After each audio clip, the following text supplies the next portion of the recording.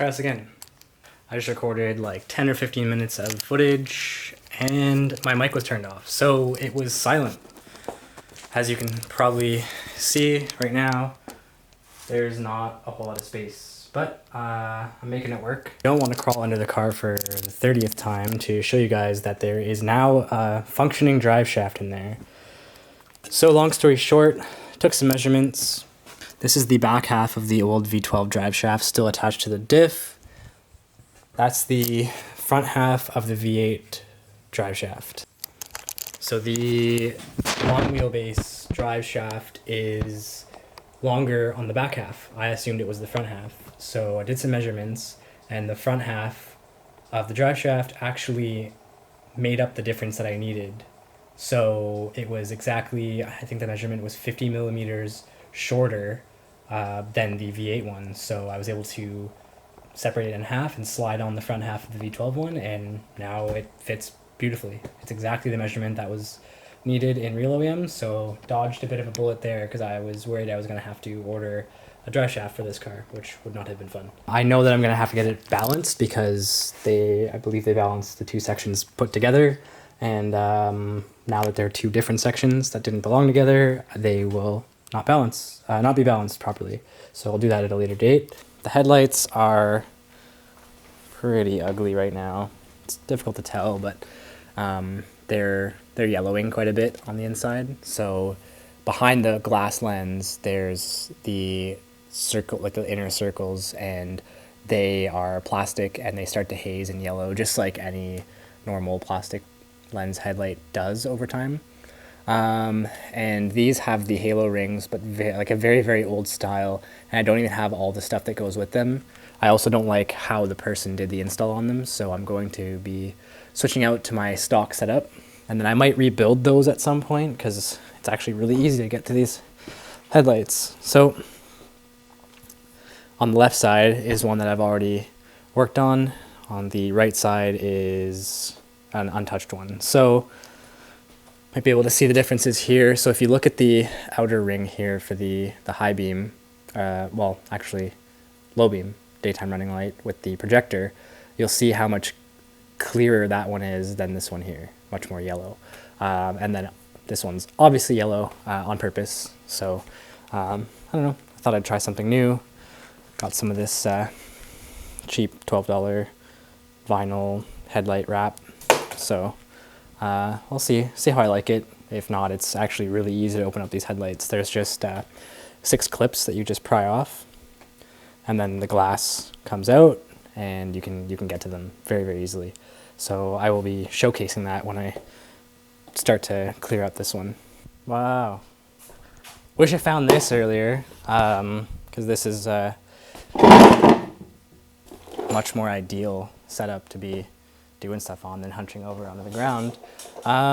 So this is gonna be my little surface area that I'm gonna be using to work on the headlight.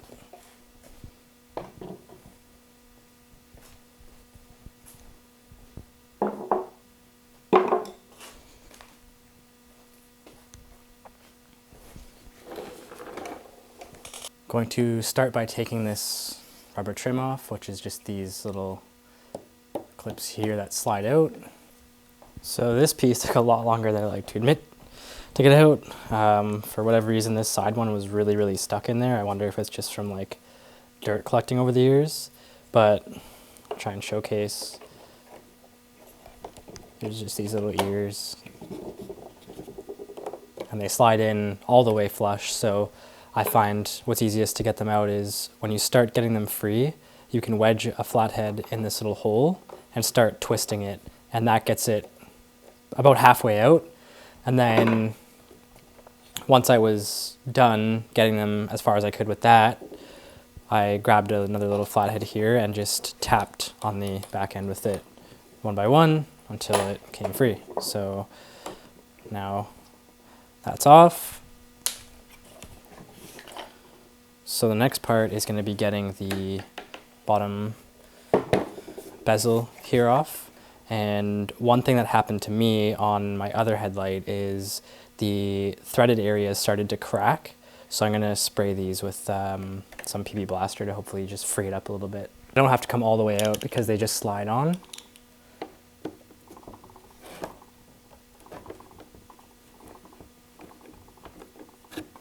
once you've loosened it enough.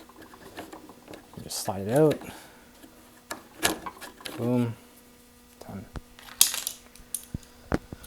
So now we've got 6 of these retaining clips here.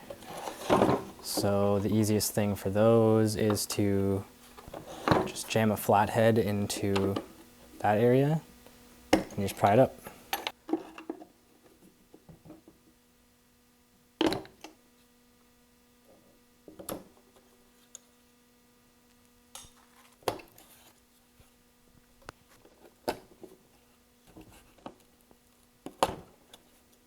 So now, I mean, depending on, I guess, how clean your headlight is, I suppose the lens could pop out on a cleaner headlight, but this is old, and so if it's anything like the last one, it takes a little bit of persuasion to pop it free. There is like a soft rubber gasket in between, so it just takes a little bit of prying. It should come free.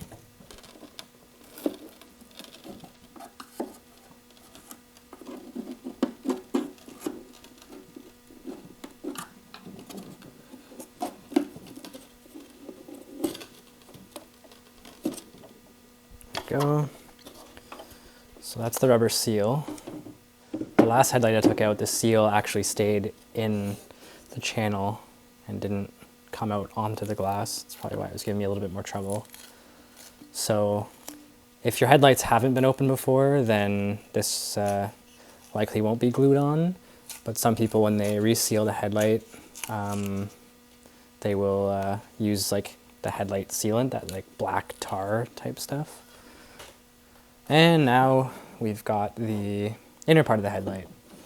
So I don't know how these get as dirty and as yellow as they do because they're behind that, but they do. So now there's 3 torques here that I need to undo, which are T25, I believe. This screwdriver actually doesn't say anywhere. Anyway, I'm pretty sure it's T25.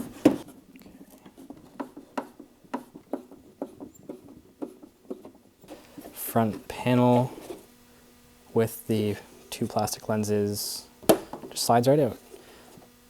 This is as far as I'm going to go. I'm going to clean off the glass here later. I'm not going to touch any of the mirrored finish stuff because that's really easy to damage and wipe off or just mess up, and I don't want to deal with that, and I don't really need to. These are basic headlights, halogens, so there's not really much to them. I just slide out. Up. It's just the one clip on the top here. Press it upwards. Slide up the lens. Kind of latches on the bottom here and then clips in on the top. Probably be easier to show you guys that on assembly. So before I reassemble it, I'll clean this part up too.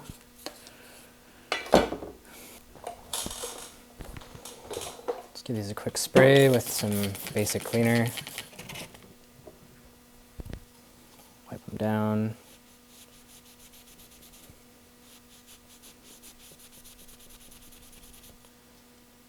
And on this part, I find you don't see a whole lot of results in the lens, but you'll pick up a bunch of stuff on the rag itself. This is so gross how yellow or like dark orange brown that this stuff is that's coming off. It almost is like someone was smoking packs of cigarettes beside this thing and it all got all yellowed. Super weird how that happens.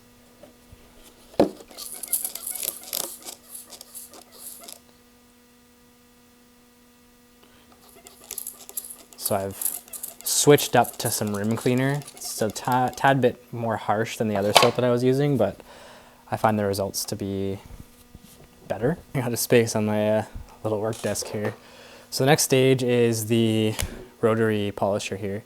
It's just a basic rotary polisher. I think I paid like, I don't know, $80 for this one. It's not random orbital or anything, which might provide slightly better results, but for what this is, this should be fine. So I personally like the Chemical Guys stuff. It's also a simple system. You've got 32, 34, 36, and 38. You start with 32 with your appropriate pad, and you work your way up. One note, I'm not a professional detailer by any stretch, so I don't even know if my speeds are set right, whatever. But it kind of worked for me, so this is it.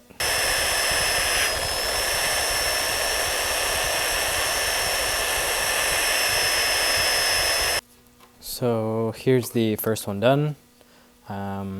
It's still a tiny bit yellow, and I don't know that there's anything I can really do about that. I've read on forums that people would soak these in bleach for a few hours and they would come out pretty clean. But then other people reported that the plastic seemed a bit weaker. Maybe it makes it brittle. These results are good enough for me. I'm okay with this.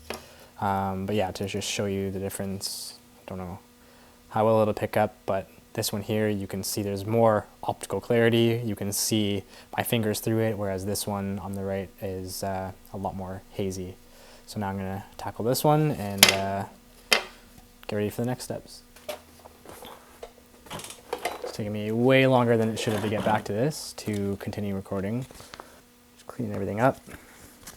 I'm not an expert at this at all. It's a little tricky, but luckily one sheet is good enough for a few mistakes.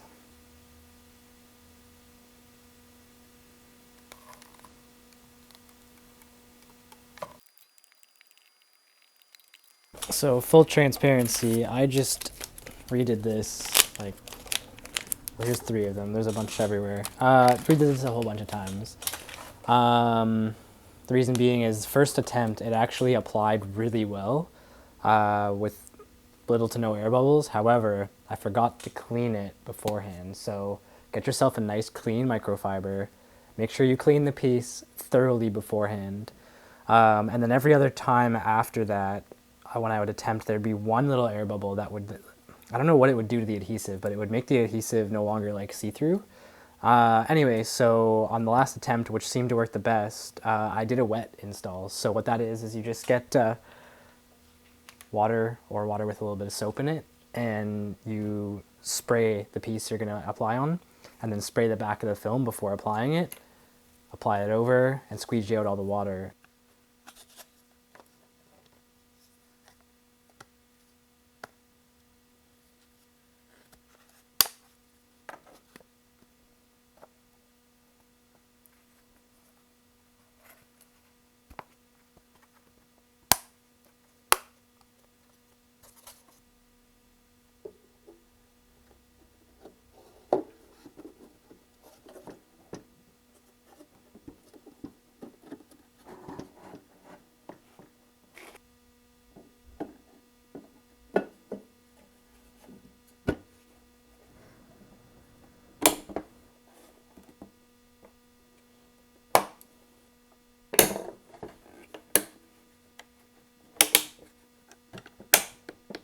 So here's the pretty much finished headlight. I just need to clean it. Alright, so here it is installed. Unfortunately, I can't get a good shot of the whole front end of the car because there's a big mess in front of it. So here's the installed shot for now. I'm gonna leave it there. It's one more thing done. Just trying to keep motivation going with this build because I want to have it running sooner than later. So still need hood struts. The hood is super heavy, but V12 is there and valve cover is just sitting there. Still need a few more gaskets and stuff. So I think what I'm going to end up doing is ordering a gasket set next week, and as soon as it comes in, that'll give me some more content.